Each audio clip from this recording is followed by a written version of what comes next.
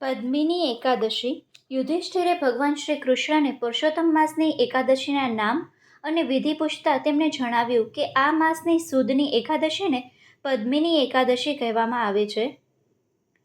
તેની વિધિ આ પ્રમાણે છે. વ્રતનો આરંભ આગલા દશમના દિવસથી કરવો. વ્રતધારીએ માંસ, મધ, મસૂર, શાક, ચણા, કોદરી, પારકું અન્ન, કાંસાનું પાત્ર આ બધી વસ્તુઓનો ત્યાગ કરવો.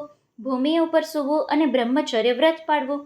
વ્રત કરનારે એકાદશીના દિવસે વહેલા ઉઠી સ્નાન કરી સ્વચ્છ વસ્ત્રો પહેરી રાધા કૃષ્ણનું પૂજન કરવું, ઉપવાસ કરવો, કથા સાંભળવી, રાત્રે જાગરણ કરવું. ચારે પ્રહર ક્રમ પ્રમાણે નારિયેળ, લીલા બીજોરા, સોપારી અને નારંગીનો અર્ધ્ય આપવો. બારસના દિવસે પ્રાતઃકાળે સ્નાન કરી દેવપૂજન કરી ભગવાનનું ધ્યાન ધરવું.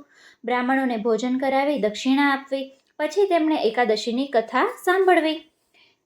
મહેશમતી નગરીના કૃતુવીર્ય નામના રાજાને 1000 રાણીઓ હતી, છતાં એમનો એક પુત્ર નહોતો.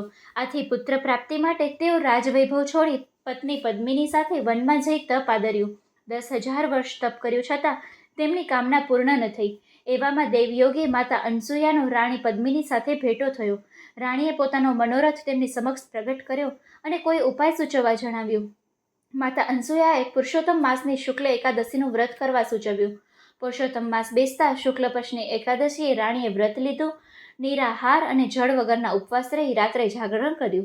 ભગવાન પુરુષોત્તમનું પૂજન કર્યું. આથી ભગવાન સંતુષ્ટ થયા અને તેને કંઈ માંગવા કહ્યું. ત્યારે રાણીએ કહ્યું, મારા પતિ હજારો વર્ષથી જે માટે તપ કરે છે તેમની ઈચ્છા પૂર્ણ કરો. ભગવાન પુરુષોત્તમે તથાસ્તુ કહ્યું અને અંતર્ધ્યાન થઈ ગયા. હવે રાજા રાણી મહેલે આવ્યા.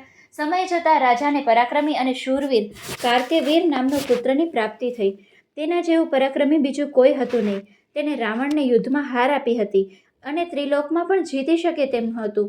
આ બધું ફળ અધિક માસની શુક્લ એકાદશીના પુણ્યથી પ્રાપ્ત થયું હતું. આ વ્રત કરનારને ભગવાનના દર્શન થાય છે અને ઈચ્છિત ફળ મળે છે. વ્રત કરનારનો વૈકુંઠમાં વાસ થાય છે. બોલો પુરુષોત્તમ ભગવાનની જય.